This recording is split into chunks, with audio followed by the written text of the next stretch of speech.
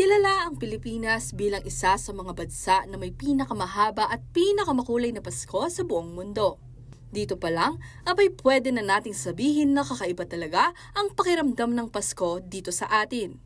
Kaya naman, ang mga kababayan natin na nasa iba't ibang panig ng mundo hanggat maaari ay pinipilit na makauwi upang mag-celebrate ng Christmas sa Pinas.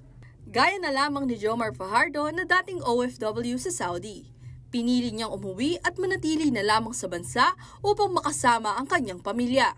Anya, napakalungkot ng Pasko kapag malayo sa mga mahal natin sa buhay.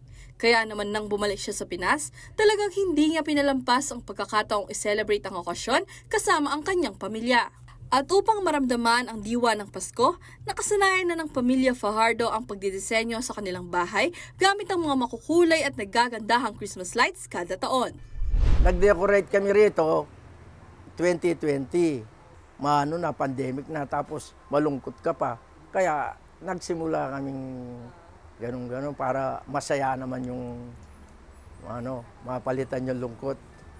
Dagdag ni Tatay Jomar, bukod sa ibang mga atraksyon, inaabangan na rin sa kanilang barangay ang disenyo ng kanilang bahay. Kung minsan tinatawag pa daw itong Kapitolyo dahil maihahambing na rin ito sa mga Christmas decorations na makikita sa Arnedo Park sa Capitol Compound, Ciudad San Fernando. Para sa kanilang mga kapitbahay, nakakadagdag daw ng saya sa kanilang komunidad tuwing sinisindihan na ng pamilya Fajardo ang makukulay na palamuting Pampasko.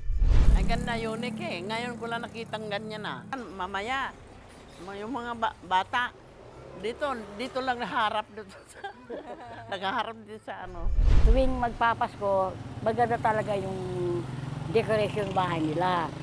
Pag may dumadaan, lagi niyan tinitiran yung bahay nila at yung decoration nila. Ngayong 2024, sweet na sweet ang tema ng bahay nila dahil sa mga candy-inspired Christmas decors. Ang tradisyong ito ng pamilya naipasa na rin sa mga nakababatang henerasyon dahil isa mismo sa mga anak ni Tatay Jomar ay nagdidisenyo na rin ng kanyang sariling bahay. Napag-usapan namin ng misis ko, bali spirit ng Christmas. Kaya yan, sinimulan na namin taon-taon, iba-iba yung design. Talagang buhay na buhay ang Christmas spirit sa pamilya dahil maging ang kanilang mga negosyo, pinangalanan din mula sa tema ng Pasko gaya ng Santa Sleigh, MK Star at marami pang iba. Pamilya ng mga lantern makers ng mga Fajardo. Bagamat graduate daw sa kolehiyo ang mga anak ni Tatay Jomar, isinaalang-alang pa rin nila na ipagpatuloy ang legasiya at tradisyon ng kanilang pamilya. Makikita ang festive at Christmas-themed house ng mga Fajardo sa Sampaloc Street, Barangay Dolores, Ciudad San Fernando. Ashley Punzalan, CLTV 36 News.